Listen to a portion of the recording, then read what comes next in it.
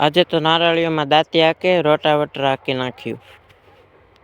રામ રામ ડાયરાને સ્વાગત છે નવા મિની બ્લોગમાં. તો અત્યારે આપણે હાલે છે નારાળીઓમાં દાંતી હાંકવાનું કામ હાલે છે. દાંતી હાકે છે નારાળીઓમાં દાંતી હાલી ગઈ છે. એક વાર હાલી છે, હજી બીજી વાર પછી હાંકવાની છે. અત્યારે ટ્રેક્ટર બંધ કરી દીધું છે, અહીં ચાવી પડ્યું છે, રોંટા થઈ ગયું ને અત્યારે બીજી વાર હાંકવાનું કામ શરૂ છે. બીજી વાર હાકે છે દાંતી નારાળીઓમાં. The next day. Good morning બધા મિત્રોને. તો બીજો દિવસ ઉગી ગયો અને અત્યારે આપણે છે આ ખેતરમાં દાંતી હાંકવાનું કામ હાલે છે. અહીં જવાયરને મકો હતો એ વઢાઈ ગયું છે, તો અહીં હાકે છે દાંતી હાલી ગઈ છે. પછી આપણે મકામાં પાણી ચડાવી દીધું છે. અડધે આડીઓ નાખી રોટાવેટર હાંકી નાખ્યું છે.